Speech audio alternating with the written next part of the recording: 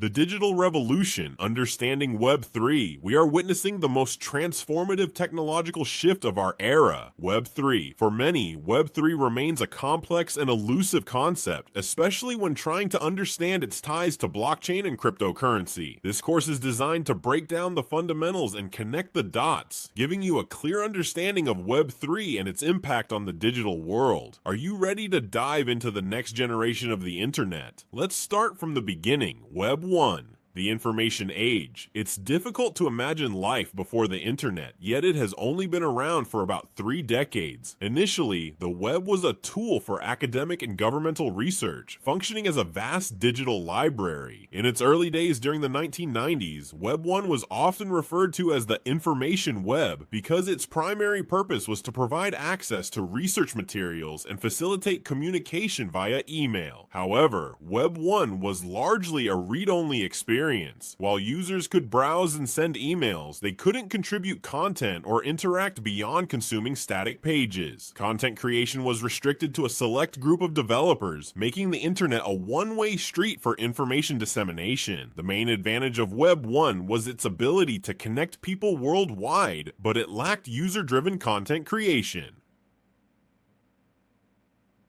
Web 2. The social web everything changed in the early 2000s with the rise of user-generated content. Platforms like Facebook and YouTube introduced a new era where anyone with internet access could publish content, marking the birth of Web 2.0. This shift had profound implications beyond entertainment. Web 2 enabled communities to form around shared interests, allowing individuals to mobilize and amplify their voices. A powerful example is the Arab Spring, where social media platforms played a critical role in organizing protests and sharing information. For the first time, individuals could challenge large institutions simply by leveraging the internet's connectivity. Web 2 granted us unprecedented access to information sharing and communication, but it also introduced new challenges. The downsides of Web 2: while Web 2 empowered users to create and connect, it also centralized control in the hands of a few powerful entities. From social media to banking and e-commerce, our online interactions depend on centralized platforms, leading to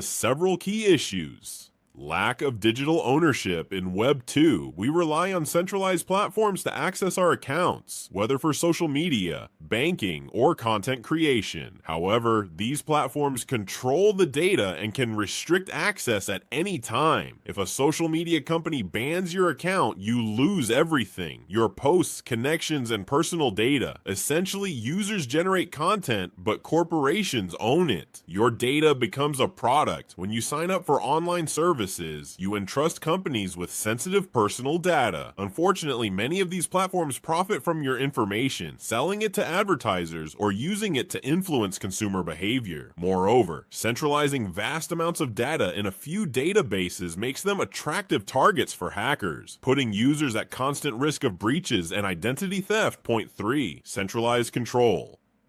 Over the internet, a few major corporations own the servers that power the internet, effectively controlling the digital landscape. This structure concentrates power in the hands of a select few, raising concerns about privacy, censorship, and the influence these companies wield over public discourse and financial systems. While Web 2 revolutionized online interaction, it failed to provide true autonomy to users. We remain dependent on intermediaries to access our own data and conduct financial transactions.